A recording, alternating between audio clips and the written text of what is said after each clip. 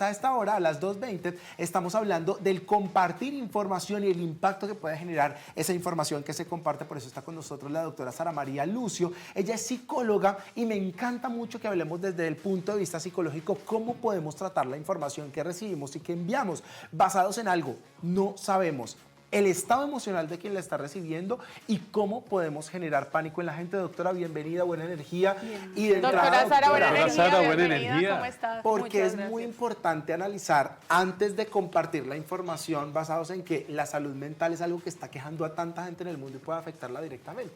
Bueno, digamos que es importante que nosotros partamos de la base de que nosotros por naturaleza somos seres sociales y eso implica la parte emocional, ¿sí? Entonces, cualquier situación que yo vea, que se replique, que afecte mis emociones, pues va a tener un impacto en mí. Y ahí hablamos de algo importante desde la comunicación estratégica, que es los actos del habla, ¿sí? Primero, la locución, ¿sí? Que es lo que yo quiero decir, y hay veces las personas replican, como lo decía Daniela, sin conocer porque se dejaron llevar y lo compartieron. Pero también está la ilocución.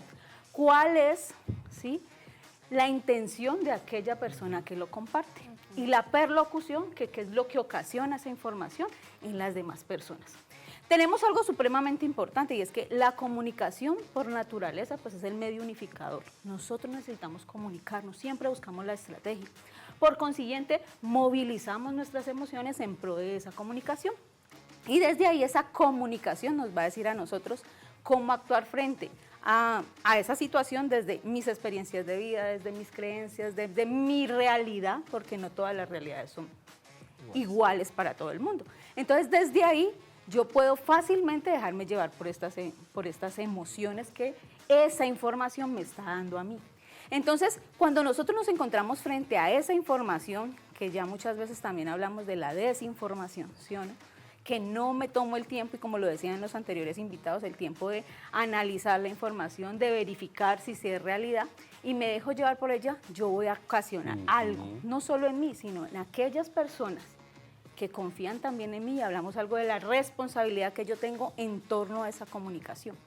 Entonces, cuando yo entiendo que soy responsable de lo que digo, debo tener la suficiente capacidad de analizar que eso puede traer consecuencias. Y desde ahí nos paramos en la parte en cuanto al comportamiento humano.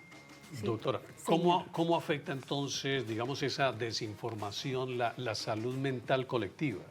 Bueno, digamos que hablamos nosotros desde psicología, hablamos de la psicología de las masas, de cómo el impacto en una sola persona puede generar olas en todas las personas o el colectivo que hay, ¿sí? Es decir, yo puedo estar en un sitio encerrado, por ejemplo, digamos en una discoteca, y alguien decir, se está quemando la discoteca, yo no verifico y salgo corriendo, entonces me ven corriendo a mí, detrás de mí va todo el mundo, donde va Vicente va la gente, como dicen las abuelas y las mamás, y van detrás de todo el mundo, y ahí se presentan las grandes situaciones de emergencia dentro de un aspecto que no se verificó esa información. Stop, doctora, ¿y sabe qué ejemplo es puntual para que la gente vaya entendiendo? El famosísimo se nos están metiendo.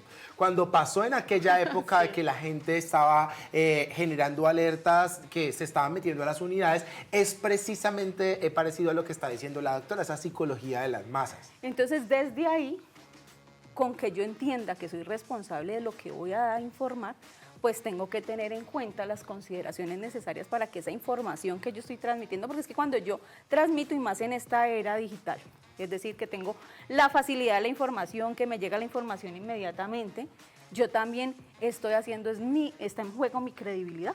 Si yo lo comparto, es que Sara es seria, entonces si Sara lo compartió, hay que creerle, algo le pasa, entonces no verifican, pero es importante que antes de hacerlo, yo idealmente me pregunte si es cierto o no, y cuál es la responsabilidad que yo tengo al compartir esa información. Si hay algo que genera la información, puede ser que sea información veraz, pero cuando llega de manera tan brusca es pánico en la gente, y creo que es una sensación, la sensación de zozobra es increíble. Lo vivimos Mauro, Daniela y yo el pasado miércoles cuando nos dirigíamos, el pasado martes, perdón, cuando nos dirigíamos hacia nuestro lugar de trabajo, porque decíamos los tres como en cada semáforo que parábamos nos daba miedo que qué carro estaba mal estacionado, una moto, y esto porque recibíamos compartíamos este tipo de información de una situación que estábamos viviendo. Y cuando decimos pánico no es por generarle a nuestros televidentes, es porque somos humanos y esto lo sentimos. El por qué es tan importante, por ejemplo, otras cosas como el poder afectar directamente a la familia de los implicados, no compartir información como el cuerpo de la persona de la estación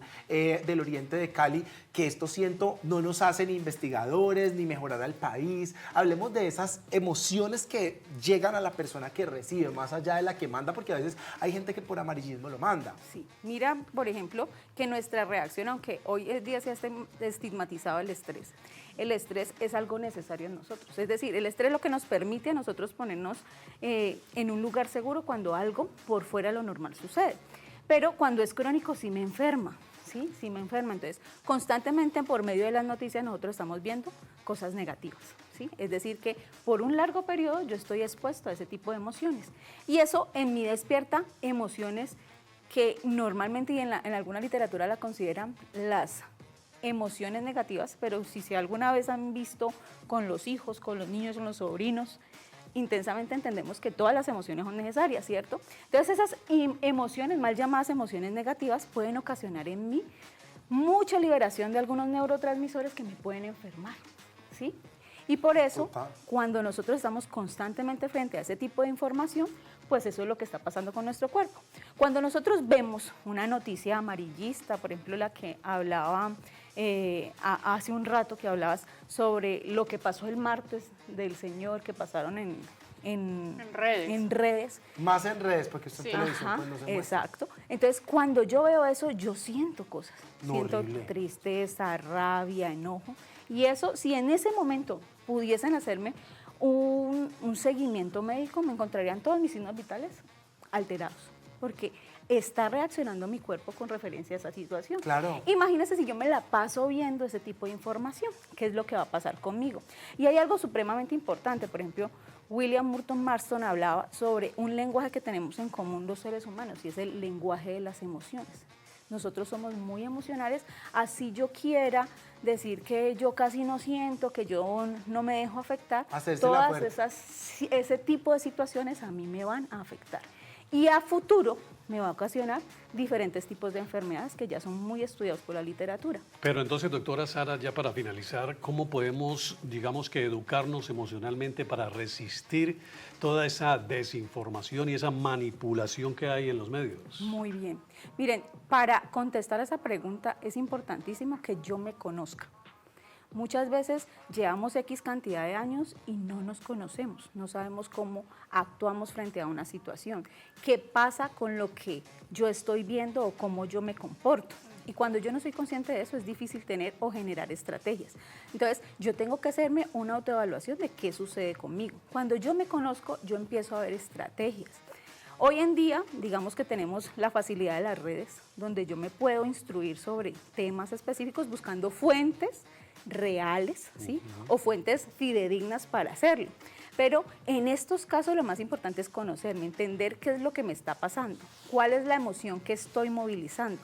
Y cuando yo comprendo esa emoción que estoy movilizando, yo puedo encontrar la estrategia para hacerle frente a esa situación. Y también filtrar, Doc, qué consumimos y qué no. Tienes toda la razón con ese apunte. Yo, por ejemplo, no puedo ver gente herida o sangre. Eso me pone muy nerviosa. Entonces, puede ser una noticia real, pero prefiero como leer y no ver, por ejemplo, para evitar entrar en un tema nervioso. Conversarlo de alguna forma también es importante. Muchas veces nosotros los seres humanos pensamos que esas emociones mal llamadas negativas nos generan en nosotros vulnerabilidad ante el otro, ¿sí?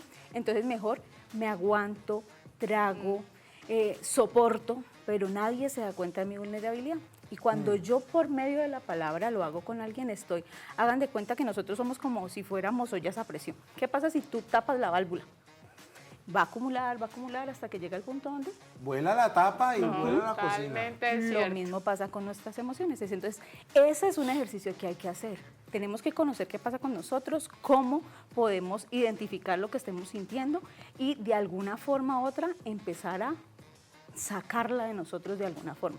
Si no me va bien con hablar con alguien, pues podría escribirlo. Escribir, hay muchas buscar tantas formas de hacerle frente a este tipo de situaciones. Doctora Sara Lucía, muchas gracias. De verdad que este es uno de los frentes que debemos de tener en cuenta en cuanto a las noticias falsas que circulan en redes y en medios muchas veces de comunicación. Buena energía, doctora amigo. Sara. Buena muchas energía, gracias. doctora Sara, Buena gracias. energía. Ya saben todos ustedes a cuidar las emociones y aprender a filtrar y a comunicar cuando nos estamos viendo afectados por una situación. Vamos a hacer una pequeña pausa y ustedes no se pueden desconectar porque al regresar de comerciales vamos a tener una conversación muy interesante con Yane, intérprete de la canción que será la banda sonora de La Vorágine, una gran serie que llega a las pantallas de nuestro país contando una parte importante de la historia de las caucherías en la Amazonía colombiana. Ya regresamos.